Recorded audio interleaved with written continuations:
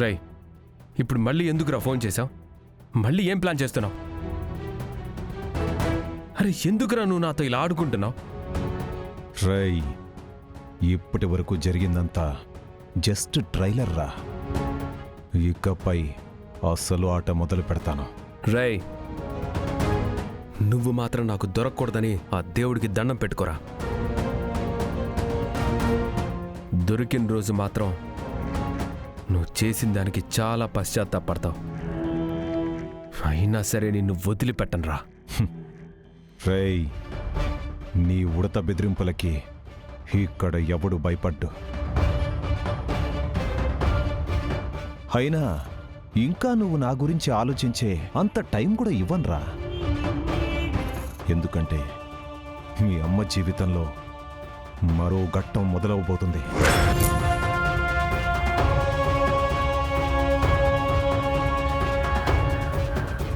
రై, నువ్వు మా అమ్మ జోలికి వస్తున్నావు. నామరూపాలు లేకుండా నాశనం చేస్తానురా. నువ్వు నన్ను ఏమీ చేయలేవు గాని నేను మీ అమ్మ విషయంలో ఏం చేయబోతున్నానో నీకొక చిన్న క్లూ పంపిస్తాను.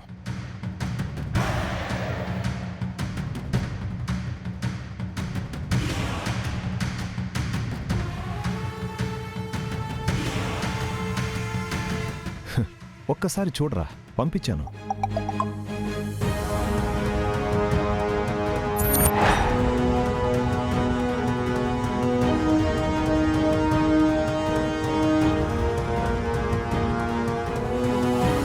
రై, అసలు నువ్వేం చేయబోతున్నావురా?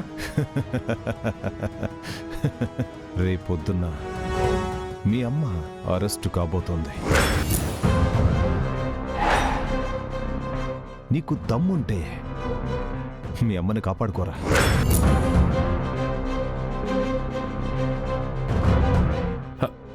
హలో,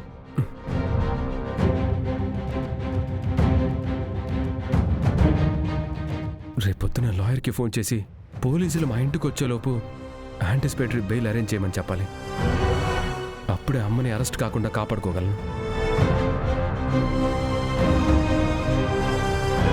నువ్వు పంపించిన రిపోర్ట్స్ చూసి బిహారీ ఇప్పుడు పానిక్ అయి ఉంటాడు. రేపు అరెస్ట్ చేస్తారని ముందే చెప్తే వాడు జాగ్రత్త పడతాడేమో కదా అంబిక.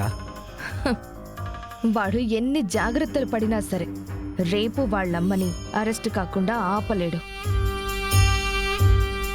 రేపు మా వదిన అరెస్ట్ అవుతుంది. అరెస్ట్ అయిన తర్వాత బిహారీ ఏం చెయ్యలేకపోవడంతో మా వదినకి శిక్ష పడుతుంది. శిక్ష పడిన తర్వాత ఆ విహారీ లక్ష్మిలు మా వదిన గురించి ఆలోచనలో ఉంటూ బయటికి ఎలా తీసుకురావాలా అని ప్రయత్నాలు చేస్తూనే ఉంటారు. అప్పుడు మనం ఆ విహారీ లక్ష్మి వాళ్ళని జాగ్రత్తగా బిజినెస్ నుంచి బయటికి పంపించేయొచ్చు.